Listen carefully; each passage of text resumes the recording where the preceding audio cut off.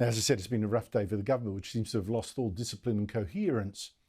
I mean, yes, there was good news for the government and for Australians today. A bigger fall in inflation than was expected. It's fallen from 4.9% to 4.3%. That's big. It's a relief. Although, you know, it's still too high. Prices are still rising too fast. And with this, the public getting quite restless about this, the government has tried desperately to look like it's doing something about this cost of living crisis. But that something actually means just making a scapegoat of the supermarket giants Coles and Woolworths. Like they're, you know, ripping off shoppers, it's them.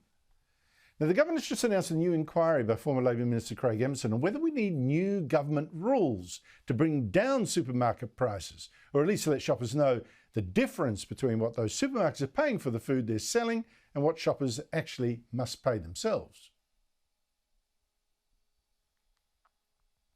That isn't being passed on to consumers, and it's not good enough. We need to make sure that people are treated fairly and they get a fair go.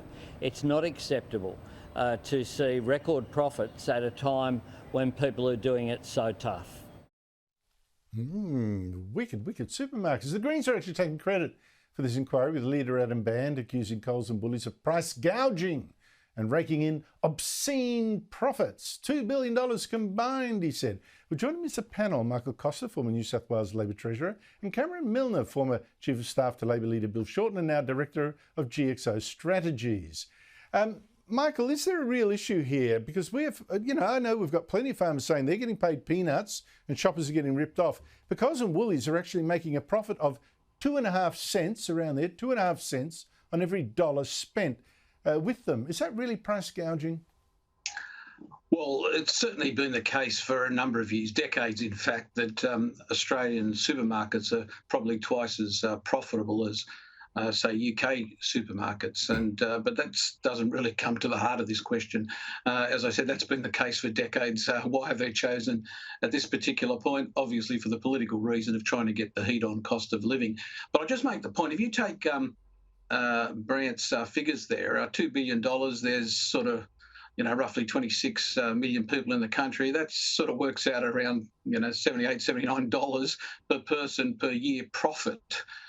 Which is extraordinarily small. And, you know, to come to the political point, if Labor was to deliver its $275 for the average family, which is 2.5 people or 2.6 people, that would more than offset the so-called profit gouging of the supermarket. So, look, there is a problem, but this is all a diversion tactic, a tactic to look somewhere else. You know, if Labor was to deliver their energy savings, they would more than offset some of that profit margin, and that's the real issue here. It's that's a good point. Diversion. Cameron Milner, is that $275 that Labor promised to cut our power bills by, and instead it's gone through the roof? Let's go to that, because the government really did want inquiries into rising prices. Why doesn't it have one on something that it's itself responsible for, electricity prices, and how green policies just make things worse? Why not that instead of inquiry into supermarkets? Well, look, the inquiry to the supermarkets is the first time in 16 years a Labor government's had a grocery price inquiry. So they don't come along that often, whereas the price regulation for power prices is annual. It goes to the independent regulator. Power companies have to submit their costings, and it's price capped every year. So they're quite different in terms of the energy prices compared to grocery prices.